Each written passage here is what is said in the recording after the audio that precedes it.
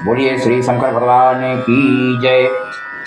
श्री शिव महापुराण रुद्र संहिता युद्धखंड। ओम संभवाय नमः। ओम श्री शंकराय नमः। बोलिए श्री शंकर भगवान की जय। श्री शिव महापुराण बलिपुत्र बाणासुर की उत्पत्ति की कथा बता रही है। ये प्रहलाद की वंश परंपरा में बलिपुत्र बाणासुर हुए। शिव भक्त बाणासुर द्वारा तांडव नृत्य के प्रदर्शन से शंकर भगवान को प्रसन्न करना वरदान के रूप में शंकर बाणासुर की नगरी में ही निवास करने के लिए बोलते हैं। बाणासुर अपने तांडव नृत्य से शंकर भगवान को प्रसन्न कर लिए और उनको अपनी नगरी में ही बसने के लिए प्रार्थना करते हैं। बाणासुर की भक्ति देख करके भगवान प्रसन्न हो जाते हैं और उनको आदरपूर्वक उसी के नगरी में रहने के लिए आशीर्वाद दे देते हैं। पूर्व काल में अब यह कथा आगे चलती है कि कहाँ से उत्पत्ति हुई। पूर्व काल में ब्रह्मा जी के मानस पुत्र मरीचि और मरीच के पुत्र कश्यप हुए, जिससे सृष्टि के प्रवर्तक हैं। सृष्टि की रचना वहाँ से चालू होती है। मरीच ब्रह्मा जी से अत्यंत प्रेम रखते थे, अनन्य भक्त थे उनके। दक्ष की 13 कन्याओं में सबसे बड़ी कन्या दिति, जो कश्यप मुनि महाराज को 13 कन्याओं का विवाह किया था, उसमें सबसे बड़ी दिति, वह सभी दैत्य पुत्रों को जन्म दिया। अब दिति के महाबलवान 2 पुत्र हुए, जिनमें हिरण्यकश्यप ज्येष्ठ था, हिरण्याक्ष छोटा था। अब उस हिरण्यकश्यप के 4 पुत्र हुए। पहला ह्लाद था, दूसरा अनुह्लाद था, तीसरा संह्लाद था, चौथा प्रहलाद नामक 4 दैत्य पुत्र हुए। उन सभी में प्रहलाद अत्यंत जितेंद्रिय तथा भगवान विष्णु का परम भक्त था, जिसका नाश करने में कोई भी दैत्य समर्थ नहीं हुए। उस प्रहलाद का पुत्र विरोचन हुआ, जो दानियों में श्रेष्ठ था, जिसने ब्राह्मण रूपी इंद्र के मांगने पर अपना सिर काट करके दे दिया। ऐसा महादानी विरोचन का पुत्र महादानी एवं शिव प्रिय बलि हुआ, जिसने वामना अवतार धारण कर याचना करने वाले विष्णु भगवान को पूरी पृथ्वी का दान कर दिया। उसी बलि का औरस पुत्र बाण हुआ, जो शिव भक्त मान्य दानी बुद्धिमान सत्य प्रतिज्ञा वाला था। दैत्यराज बाणासुर अपने बल से तीनों लोक को जीत कर और वह सोणित नामक पुर में रहकर राज्य करता था। सभी देवता शंकर जी की कृपा से शिव भक्त उस बाणासुर के दास की भांति हो गए। बाणासुर के राज्य में सभी प्रजाएं सुखी थी एवं देवता सब दुखी थे। देवगणों के दुख का कारण यह था कि बाणासुर उनका शत्रु बन गया था एवं असुर कुल में उत्पन्न हुआ था। एक समय वह महादैत्य ने अपनी 1000 भुजाओं को बजाकर तांडव नृत्य द्वारा उन महेश्वर को प्रसन्न कर लिया। भक्त वत्सल भगवान शंकर उसके नृत्य से संतुष्ट होकर प्रसन्न हो गए और उसकी ओर कृपा दृष्टि कर दिया। भगवान शंकर से बाणासुर ने वरदान मांगा। भगवान बाणासुर को वरदान देते हैं। भगवान से याचना करता है कि आप ही मेरे इस नगर में बस जाइए और मेरी रक्षा कीजिए। चंद्रशेखर भगवान भोलेनाथ उनके ही नगर में निवास करने लगे। भगवान भोलेनाथ बाणासुर के सोणीपुर नामक मनोहर नगर के नदी के तट पर शिव जी ने देवगणों एवं दैत्यों के साथ क्रीड़ा कर रहे थे। उसी समय ऋषि लोग हवन करने लगे तथा सिद्धगण यहाँ आए और शिव की क्रीड़ा देखने लगे। उस क्रीड़ा से रुद्र में सद्भावना रखने वाले भक्तों के सांसारिक दोष दूर हो गए। पुष्पों के पराग से मिश्रित सुगंधित वायु बहने लगी। पक्षी समूह पूजन करने लगे। भगवान उस क्रीड़ा विहार में उन्मत्त काम पर विजय प्राप्त न किया। उनसे देखे जाने मात्र से ही काम के वशीभूत सदाशिव ने नंदी से कहा कि यहाँ आप जाओ और श्रृंगार सहित गौरी को ले आओ। लेकिन नंदीश्वर जाते हैं, माँ जगदम्बा से बताते हैं कि आपको श्रृंगार सहित भोले देखना चाहते हैं। माँ यह बात सुनकर प्रसन्न हो जाती हैं और अपना श्रृंगार करने लगती हैं और कहती हैं कि तुम चलिए और बता देना कि मैं आ रही हूँ। नंदी आकर के भोले नाथ से बताते हैं, लेकिन उन्होंने यह बात ना सुनी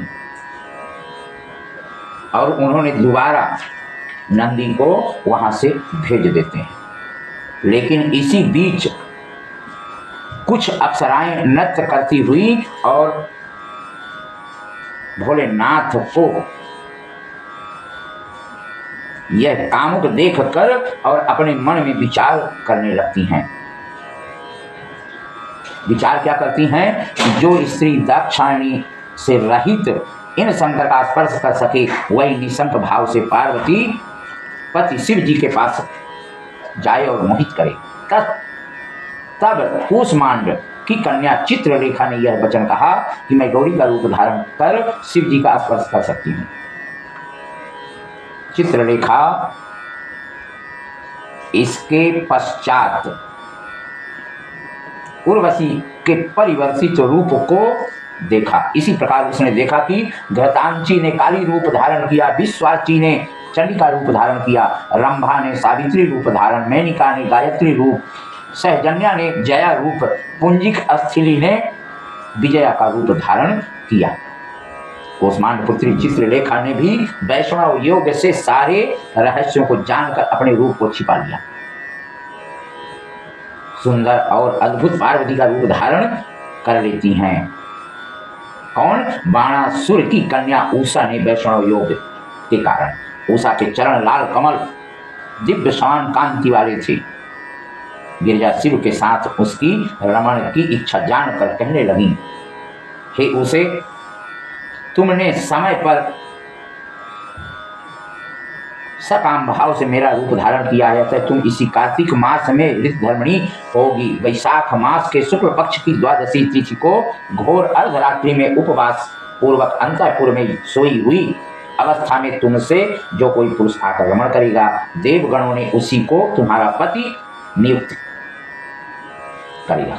उसी के साथ तुम रमण करोगी, क्योंकि तुम बाल्यावस्था से ही आलस्य रहित होकर सर्वदा विष्णु में भक्ति रखने वाले ऐसी हो। उषा ने मन में कहा। वह लज्जित हो गई और इसके बाद श्रृंगार से युक्त होकर रुद्र के समीप आकर वे देवी पार्वती उन शंभु के साथ क्रीड़ा करने लगती हैं। तदनंतर रमण के अंतर में भगवान सदाशिव उन गणों देवताओं के साथ अंतर ध्यान हो जाते हैं। अब ऐसा उन्होंने आशीर्वाद वरदान दे दिया माता पार्वती ने उषा को। अब इधर क्या होता है? अभिमानी बाणासुर द्वारा भगवान शिव से ही युद्ध की याचना करने लगता है। तो घर में बाणपुत्री उषा का रात्रि के समय स्वप्न में अनिरुद्ध के साथ मिलन होता है। चित्रलेखा द्वारा योग बल से अनिरुद्ध का द्वारका से अपहरण हो जाता है। बाणासुर यह बात सुनकर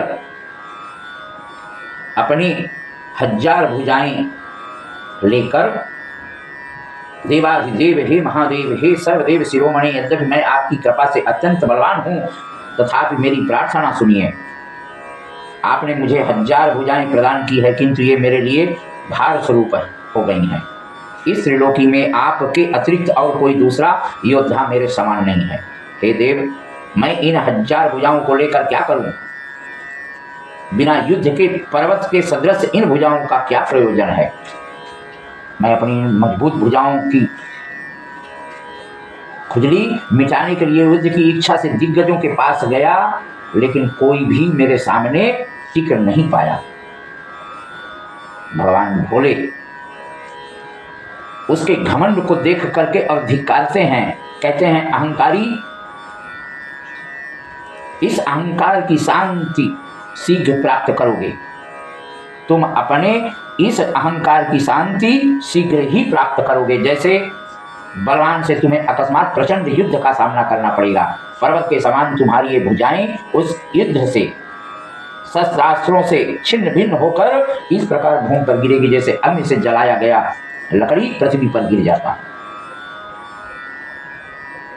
भगवान भोले उनको चेतावनी देते हैं, अपनी सेना को बुलाकर उस महावीर महारथी एवं महोत्साही बलिपुत्र बाणासुर से अपने 8 गणों को साथ लेकर संग्राम संबंधी यज्ञ कर विजयप्रद मधु का एवं सभी दिशाओं में मांगल्य के द्रव्यों का दर्शन कर युद्ध के लिए प्रस्थान कर देता है। उसने अपने मन में विचार किया कि आज रण प्रिय नाना शास्त्र परगामी वह कौन सा योद्धा है जो मुझसे युद्ध करने के लिए कहां से आएगा। इस बीच शिव जी की प्रेरणा से वह काल आ पहुंचा जब बाणासुर की सुंदर कन्या उषा श्रृंगार कर विराजमान थी। वह वैशाख मास की अर्धरात्र में विष्णु की पूजा कर इसी भाव से उपलंबित होकर गुप्त अंतःपुर में जाती है और वहां कृष्ण पुत्र प्रद्युम्न से उत्पन्न हुए अनिरुद्ध उस रात्रि में वहां पहुंचते हैं। अनिरुद्ध भी उस कन्या से रमण कर पार्वती की सखियों साथ दिव्य योग से क्षण मात्र में द्वारिकापुरी चले जाते हैं। उषा बोली, हे सखी, यदि पार्वती ने पहले ही इसे मेरा पति निश्चित किया है तो वह गुप्त पति किस उपाय से मुझे प्राप्त होगा। मेरा मन हरण किया वह किस कुल में उत्पन्न हुआ है। उषा की यह बात सुनकर चित्रलेखा बोलती हैं, हे देवी, तुमने स्वप्न में जिस पुरुष को देखा है मैं किस प्रकार से लाऊं जो मेरे ज्ञान से परे है, दूर है, उसको ले आना किस प्रकार संभव है। चित्रलेखा ने बाणासुर की पुत्री उषा ने पुनः इस प्रकार सखियों से अपनी बताती है, मन को हरण करने वाले पुरुष को बताओ। इस प्रकार कहकर चित्रलेखा ने वस्त्र के ऊपर देव दैत्य दानव गंधर्व सिद्ध नाग तथा यक्ष आदि के चित्र खींचे।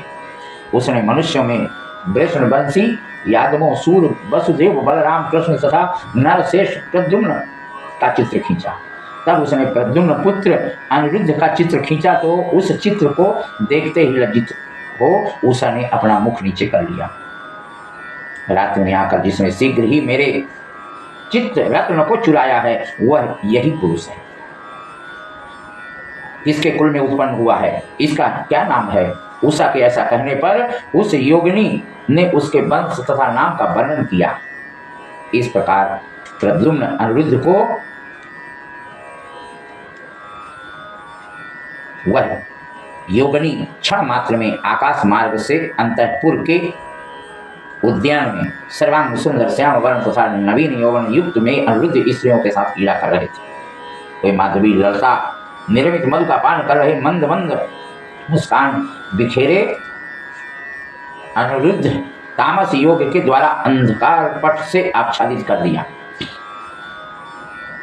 उस अंतःपुर में नवीन समागम में ज्यों ही उन दोनों ने क्रीड़ा प्रारंभ किया उसी समय हाथ में बेंत लिए द्वारपालों ने काम चेष्टा अनुमानों से कन्या के दुराचरण को जान लिया। उन लोगों ने दिव्य शरीरधारी नवयुवक साहसी एवं युद्ध कला में कुशल उस पुरुष को भी देख लिया। अंतःपुर के रक्षक उन महावीर पुरुषों ने उसे देखकर सारा वृतांत बलिपुत्र बाणासुर से करते हैं। बाणासुर क्रोध में आकर अपनी सेना के साथ अनिरुद्ध पर आक्रमण करता है, उसे नागपाश में बांधता है। बाणासुर महाअभिमानी महावीर शिव भक्त नागपाश में जब बांध लिया और कहता है कि इस पुरुष का सिर काट लो जिसने बलपूर्वक मेरे पवित्र उत्तम कुल को दूषित किया है। संपूर्ण शरीर को काटकर राक्षसों को दे दो, खा जाएं। यह वध के योग्य है।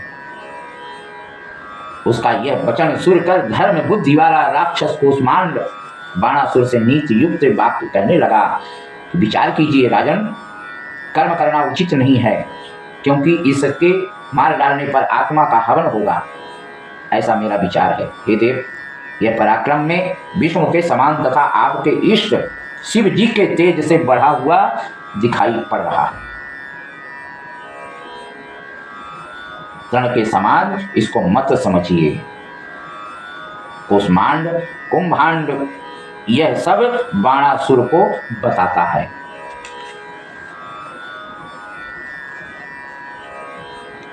अनिरुद्ध कहते हैं कि हे दैत्य, प्रजा द्वारा प्राप्त धन से आजीविका चलाने वाले हे निशाचर, दुराचारी, तुम शत्रु धर्म को नहीं जानते।